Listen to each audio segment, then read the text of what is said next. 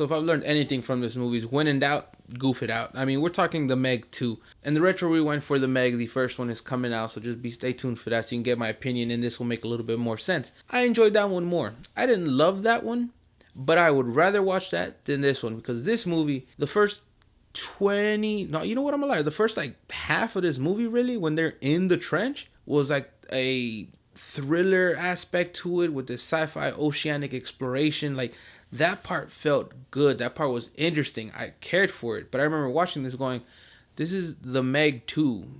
When are the Megs gonna show up? Like, when are they really gonna be part of the movie? When is the giant sea creatures really gonna be part of this movie? It felt like it took forever to get to that part. However, like I said, this first half or so was a better movie when it was focused on them and trying to get, spoiler warning, just in case, sorry, trying to get from their broken down subs, literally walking across the ocean floor, these new invented submersible suits, to get to this lab that they didn't know existed, or a mining facility, technically. That part was really good. It felt kind of intense. I liked the bond between the characters and the things, and how things were playing out. I enjoyed that. However, once we get to the mining facility, I don't know. I'm not a scientist and I don't know the facts, but I know that the deeper you go, the more pressure there is with the water, right? I mean, like I said, I'm not entirely sure. Jason Statham's character at 25,000 feet below in the trench swims over, no suit no more. I mean, just bare. I mean, he had clothes on, but no type of protection. And they explained it had to do with like an air pocket sinus thing. So I don't know how realistic that was, but I was kind of like, all right, I mean, I'm gonna let it go, but it's kind of like, it just felt kind of funky to me, but whatever. I was like, all right, so maybe hopefully this doesn't mean we're taking a turn into that BS goofy scenario. Damn, was I wrong, because we took a turn into that BS goofy scenario for the rest of this film. I mean, after that, the Megs really feel like an afterthought of this movie. You have the prehistoric little sea lizard thingies that look like chunky crocodiles causing a ruckus on Fun Island, which, I mean, no one could come up with a better name for that island. If that island exists, really, still, you couldn't come up with a better name than Fun Island. And for it being a fun island, it had jack shit on that island. It had a beach, it had some people, and like a helicopter pad.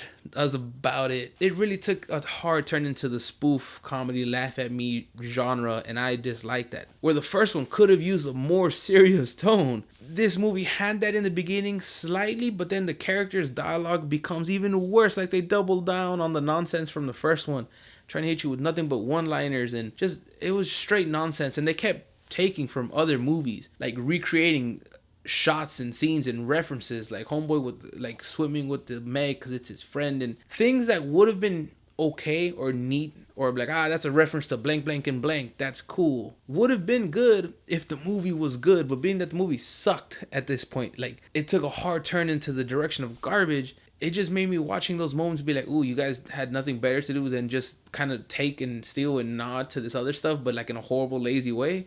Like, this movie just is a waste of time. I wouldn't go see it in theaters. I would have been okay watching the first one in theaters. I would have enjoyed it. I definitely enjoyed more streaming. This one, I don't even care to rewatch whatsoever, and rewatchability is my biggest thing. I'd move on. The soundtrack was meh. The score was meh. The CG was meh. The characters took, again, ugly turns, and it just became a joke on that of itself. The one thing that I liked for real when it came to character development was DJ's character. He was from the first one. He was a black dude who couldn't swim. This one, not only did he learn how to swim, he carried around, was it like a Gucci backpack or something, but that was his survival backpack, and he was trying to better himself. Only character to have like real growth and become something that made sense amongst the chaoticness of this film. I want to hear your thoughts. Have you seen it? I wouldn't really say watch it. It wasn't worth it for me. But if you liked it, if you disagree, let me know down below. Comments, questions, concerns. How so? But until next time, stay safe, be well. Y con mucho amor.